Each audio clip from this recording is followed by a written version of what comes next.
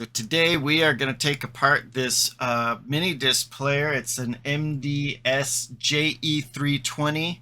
Not a particularly exciting model, but it is broken and it needs to be fixed. So that's what we're going to do today.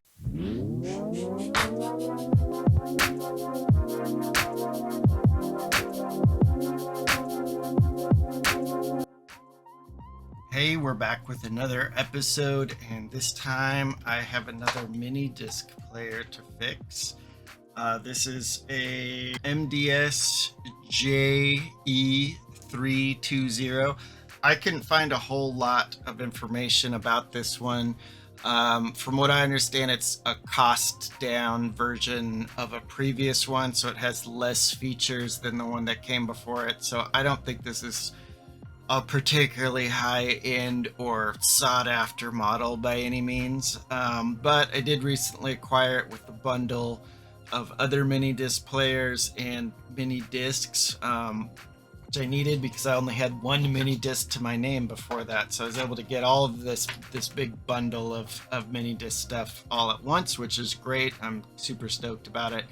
So now I have a lot of mini discs to listen to on my working mini disc player that I fixed in a previous video. I plugged this one in and it was making a horrible clicking sound.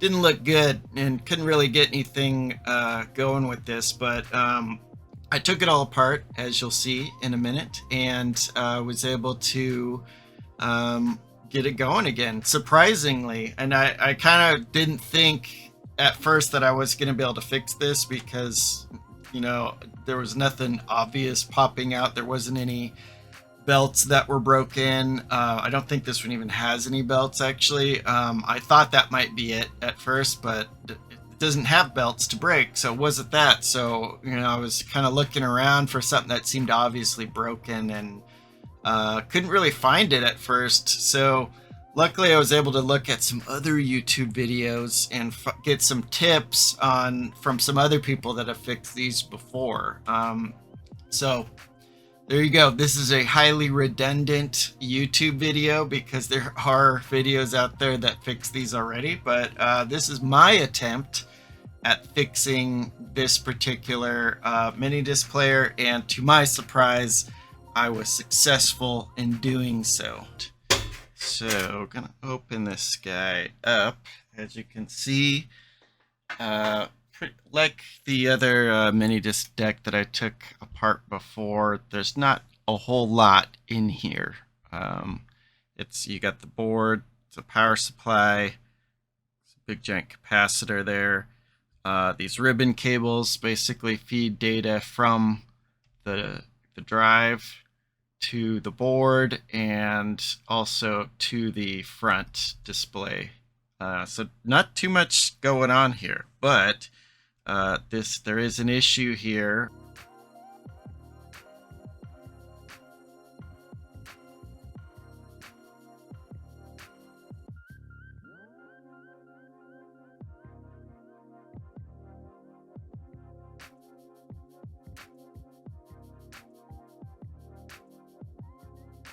All right, so drive mechanism should be free now.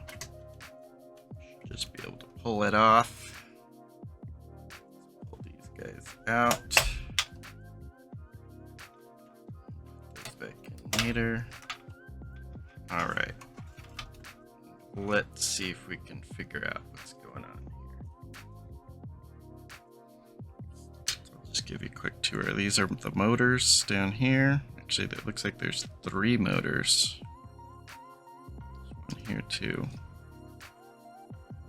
Yeah, it feels to me like it's this wheel is not turning the way it's supposed to. And I don't know why yet.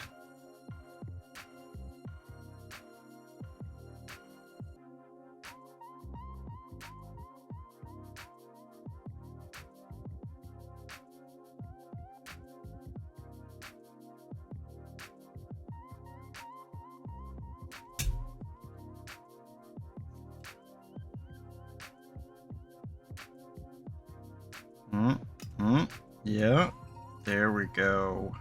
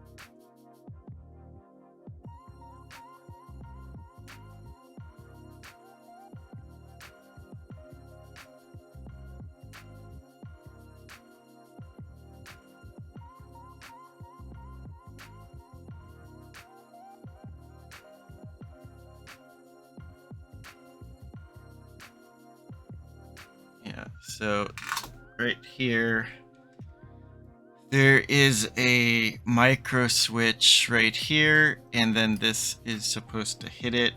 Doesn't look like it's engaging the micro switch very well.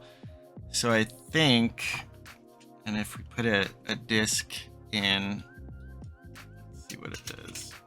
So that opens it, and then when it closes, so this is when the disc goes in, it pushes it back, disengages it, and then I think that tells the motor to grab it, and then when it pops out, it's supposed to push forward and hit this switch, which tells it that the disc is gone. But apparently a common problem is that this thing doesn't always, over time, moving back and forth, it stops engaging the motor, or the switch like it's supposed to. So one solution I've seen is to wrap something around this, like tape or heat shrink. So I have some heat shrinks. I may try doing that. So let me get the appropriate tools for that, and we'll give that a shot, see if it does anything.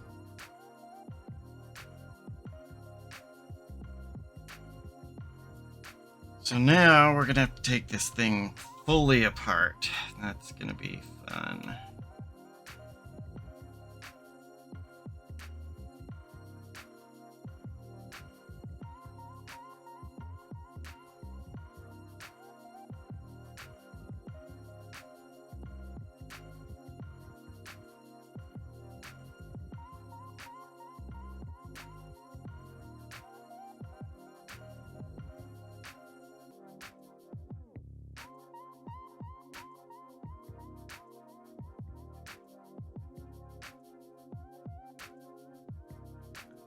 A little hard to see, but there's the switch. This is the post. We're gonna have to stick a disc in here. Get it open. Okay. So as you can see, it's not really pressing that switch too much. I don't know if this is the problem, but I'm gonna give it a shot, try to fix that a little bit, since this seems to be what a lot of people that fix these say goes wrong. So I guess it couldn't hurt to a little bit of tubing on there. See if we can at least prevent that from getting any worse than it already is.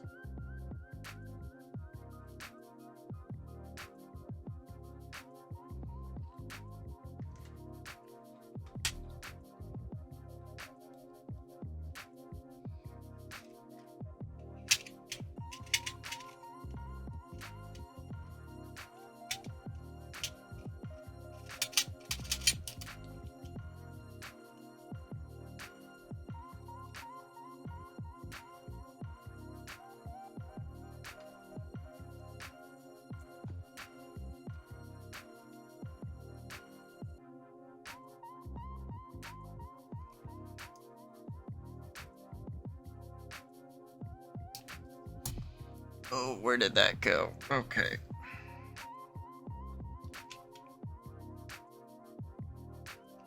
So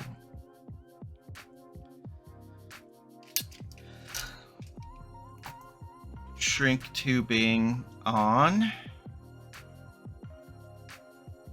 Now let's get our heat gun going here.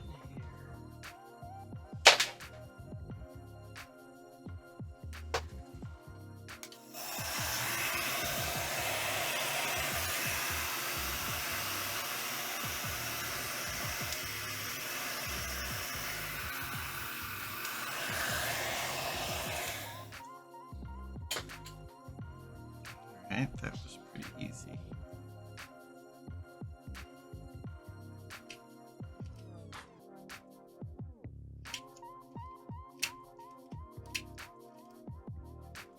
I should do a little bit more.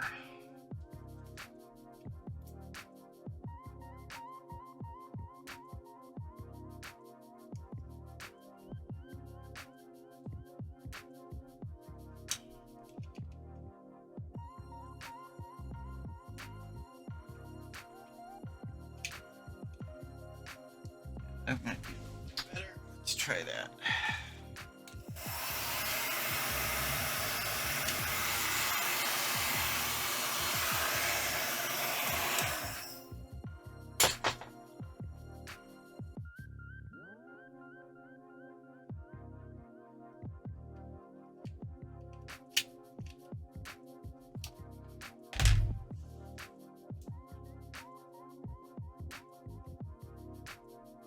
That heat gun gets hot. Woo!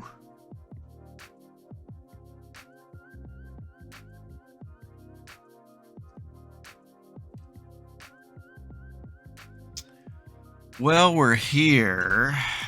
I see some more opportunities to put some silicone grease here. So maybe this looks kind of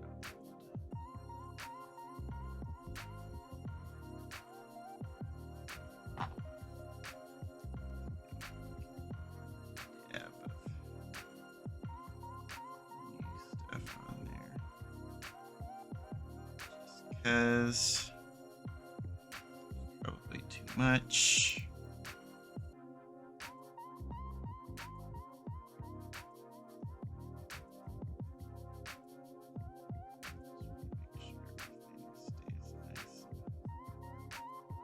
Lubricated with these things, because who knows when I'll have this thing open again, if ever.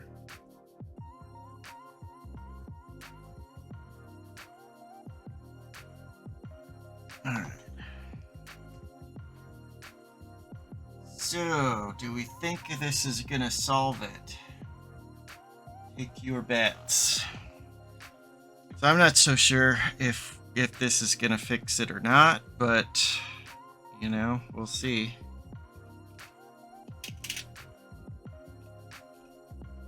This is gonna be the, sorry for the angle. Trying to get this thing in there is gonna be a little tricky.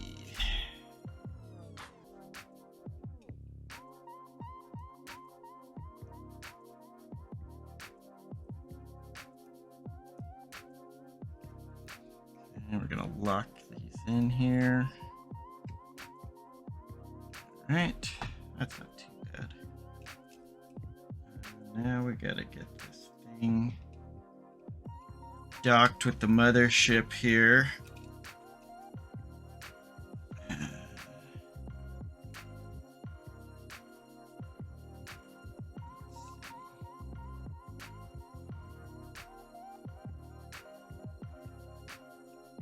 Seems right. Something feels a little bit off though.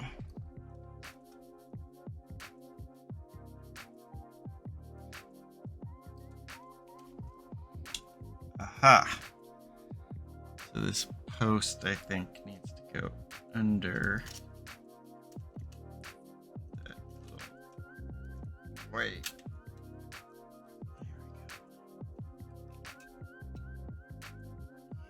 Yes. That feels better. Okay.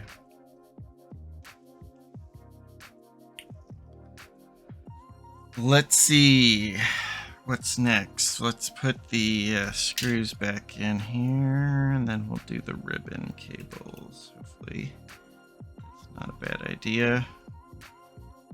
Sometimes you get all this stuff back together and you find out you gotta take it apart again because you missed something. But hopefully that's not the case here.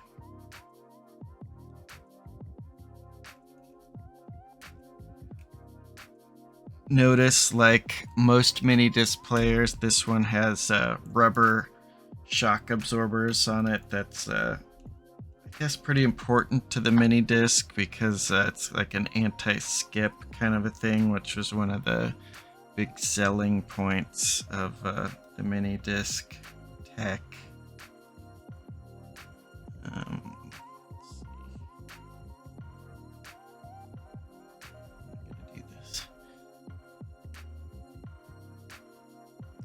These are just tension ribbon cables that you just slide them in there.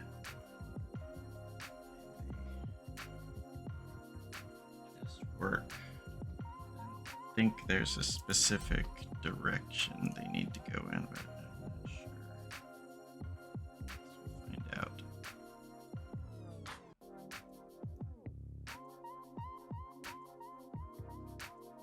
Alright, that seems fine. Bottom didn't get pulled out while we were working with it. Seems okay.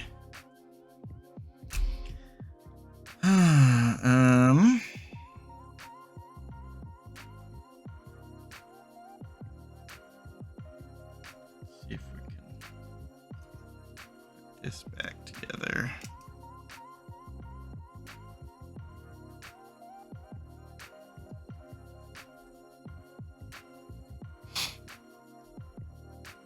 These tabs go in there to help you line up the thing.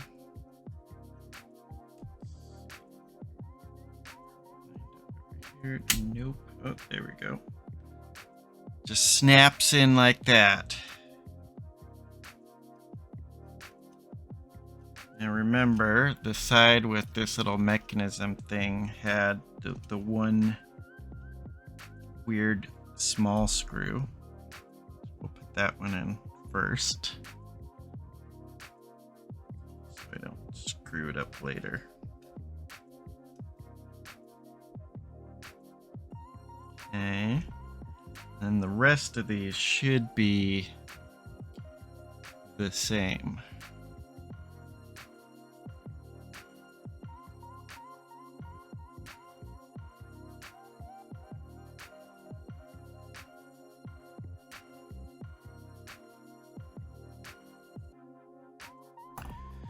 Okay, theoretically, it's back together. Will it work? Honestly, I don't know. I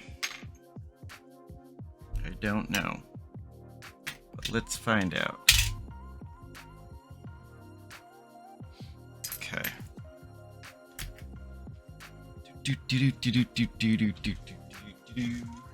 So lesson that I learned from working on these before is before you put these in, you should put the ribbon cable into the drive first. All right. One nice thing about recording this is I can go back and look at, see how it was when I took it apart. So the writing side of this ribbon cable was facing up. I took it apart, so I'm going to make sure I put it back that way. So that one's in, and this one is in. Okay, Next, we are going to get that piece of hair out of there, because that, whoops, that doesn't need to be there. And let's drop this guy in.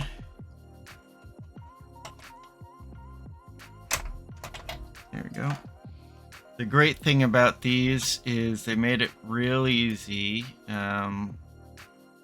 They only go in one way, or one slot. They're both different size slots, so you're not going to mix it up and plug them in to the wrong slot or anything like that. The only thing that's a little tricky is you want to, because they are just tension slide ins, so I want to make sure. See, I screwed this up. Make sure it's not what you want to do. Edge a little bit. I don't think that's better.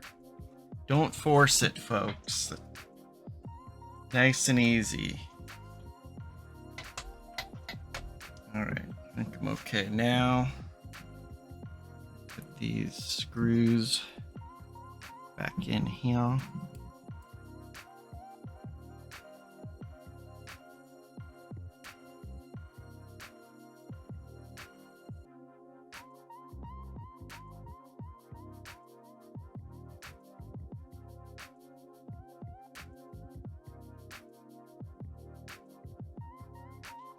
Plug in the power. Oh, look at this thing here. I don't know if you can see this, but they have these like grounding things. Put one to the side like that, I guess. There's one over here too. I don't know why they keep coming off, but they do. Okay. Power is plugged in. Let's go. Stand by. That is not very bright at all.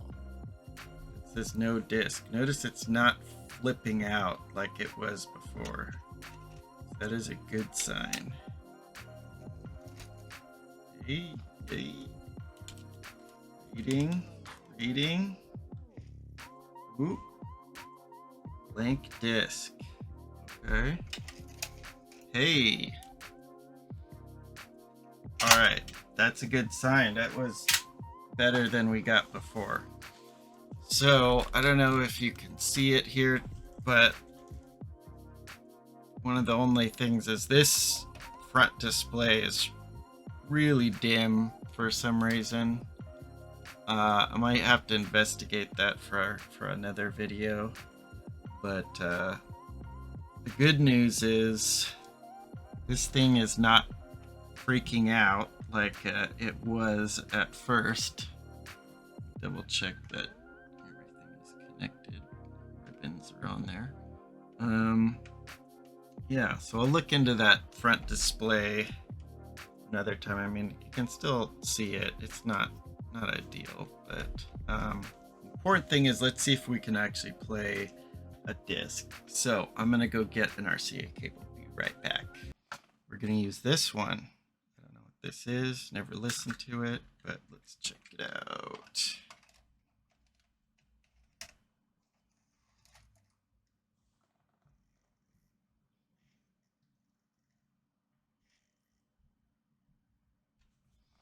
I don't know if you can see this, but it actually shows there's 19 tracks, 60 minutes and 59 seconds. Let's press play. Yeah. Hey, it's working. So, let's get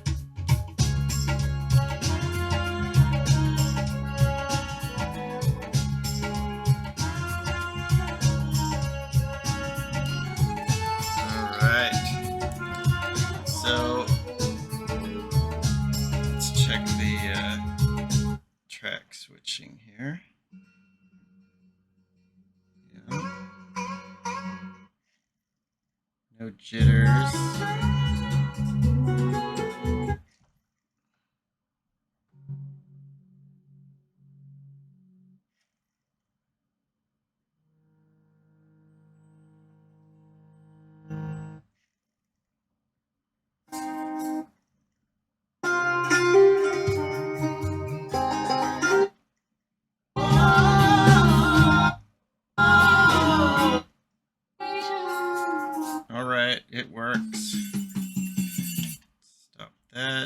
check that.